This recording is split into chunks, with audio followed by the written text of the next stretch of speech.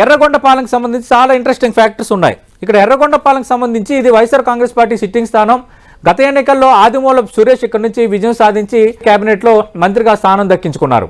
అయితే ఈసారి మార్పులు చేర్పుల్లో భాగంగా సిట్టింగ్ ఎమ్మెల్యేగా ఉన్న మంత్రి ఆదిమూలపు సురేష్ను కొండపి నియోజకవర్గానికి వైఎస్ఆర్ కాంగ్రెస్ పార్టీ షిఫ్ట్ చేసింది. అది కూడా ఎస్సీ రిజర్వ్ నియోజకవర్గమే.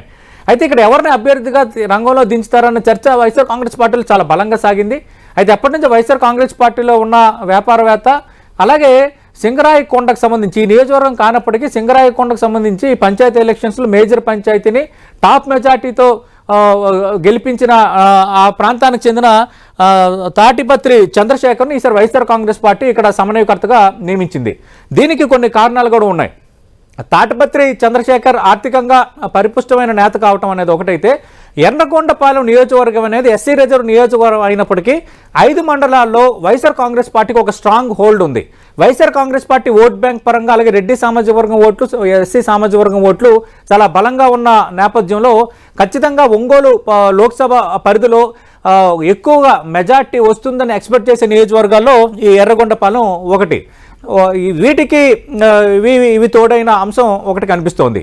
అయితే అటు ఆదిమూలపు సురేష్ మంత్రిగా ఉన్న నేపథ్యంలో కొంత మార్కాపురాన్ని జిల్లాగా చేయించుకోలేకపోయారు అన్న ఒక రకమైన వ్యతిరేకత ఆదిమూలపు సురేష్పై అక్కడ ఉంది.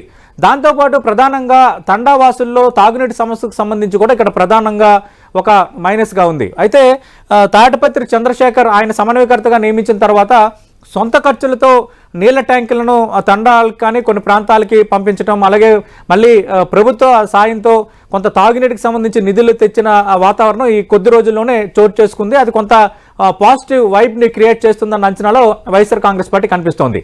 అయితే ఆదిమూలపు సురేష్ ఇక్కడ సిట్టింగ్ శాసనసభ్యుడిగా ఉన్నారు కాబట్టి మొన్నటి వరకు ఆయనతో పనిచేసిన వర్గం సంబంధించి కొంత సహకారం లోపిస్తుందన్న చర్చ కూడా కొంత సాగుతోంది. ఆ విధంగా కొంత వైఎస్ఆర్ కాంగ్రెస్ పార్టీల వర్గపోరును తాటిపత్రి చంద్రశేఖర్ ఎదుర్కొంటున్నారు. అయితే అధికారికంగా ఒంగోలు లోక్సభ అభ్యర్థిగా చెవిరెడ్డి భాస్కర్ రెడ్డిని ప్రకటించలేనప్పటికీ ఈ మధ్యకాలంలో అటు ఎర్రగొండపాలెం నియోజకవర్గానికి సంబంధించి జరిగిన సమన్వయ కమిటీ సమావేశానికి చెవిరెడ్డి భాస్కర్ రెడ్డి హాజరైన నేపథ్యంలో ఖచ్చితంగా చంద్రశేఖర్ను మనం గెలిపించుకోవాలి, అన్ని రకాలుగా నాకు సహకారం ఉంది అంటూ ఆయన కొంత బహిరంగంగానే ప్రకటన చేశారన్నది అక్కడి నుంచి వినిపిస్తున్న మాట. ఈ నేపథ్యంలో తాటిపత్రి చంద్రశేఖర్కి సంబంధించి కొంత కంఫర్ట్ జోన్లోనే ఉన్నారు. కొంత బలమైన అభ్యర్థిగానే వైఎస్ఆర్ కాంగ్రెస్ పార్టీ లెక్కలు వేసుకుంటుంది. ప్రకాశం జిల్లాలో ఖచ్చితంగా గెలుస్తామన్న అంచనాలో ఉన్న ఆ సీటు ఎర్రగొండపాలెం, అందులో తాటిపత్రి చంద్రశేఖర్కు కొంత పాజిటివ్ వైపు ఉండడం, సౌమ్యుడిగా పేరు పొందడం, అలాగే అందరినీ కలుపుకొని పోతున్నారు అన్న ఒక రకమైన పేరు, ఇవన్నీ కూడా కొంత కలిసి వచ్చే అంశాలుగా కనిపిస్తున్నాయి. అయితే గూడూరి ఎరిక్షన్ బాబు ప్రస్తుతం తెలుగుదేశం పార్టీ ఇన్ఛార్జ్గా ఉన్నారు. తిరిగి ఆయనే అభ్యర్థి కాబోతున్నారు. అయితే తెలుగుదేశం పార్టీకి సంబంధించి సానుభూతి పరుల ఓట్లు మాత్రమే ఉన్నాయి. ప్రధానంగా బీసీ కానీ మిగతా సామాజిక వర్గాల్లో కొంత ఓటు బ్యాంకుని ఈయన సాధించుకోలేకపోయారన్న ఒక రకమైన ఆరోపణ, ఒక రకమైన మైనస్ గూడూరి ఎరిక్షన్ బాబు విషయంలో కనిపిస్తోంది.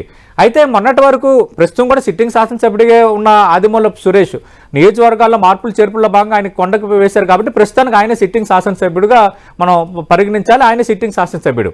అయితే ఆదిమూలపు సురేష్ మంత్రిగా ఉండి నియోజకవర్గానికి ఏమీ చేయలేకపోయారు.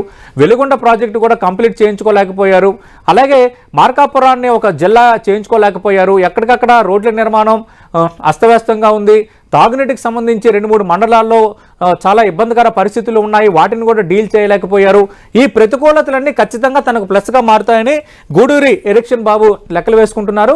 కంపారిటివ్లీ గూడూరి ఎరిక్షన్ బాబు కూడా కొంత సౌమ్యుడైన నేతగా పేరుంది. ఇక్కడ ఇంట్రెస్టింగ్ ఫ్యాక్టర్ ఏంటంటే ఎర్రగొండపాలెంలో ఈసారి ఉన్న 2 అభ్యర్థులు తాటిపత్రి చంద్రశేఖర్, గూడూరి ఎరిక్షన్ బాబు ఇద్దరు కూడా కొంత సౌమ్యులుగా పేరు పొందిన నేతలు ఉన్నారు. అందరినీ కలుపుకుపోయే స్వభావం ఉన్న నేతలుగా 2 అభ్యర్థులు దాదాపు రంగంలో దిగుతున్నారు. కాబట్టి మరి ప్రజలు ఎవరి వైపు ఉంటారనేది మనం వేచి చూడాల్సిన అంశంగా కనిపిస్తోంది.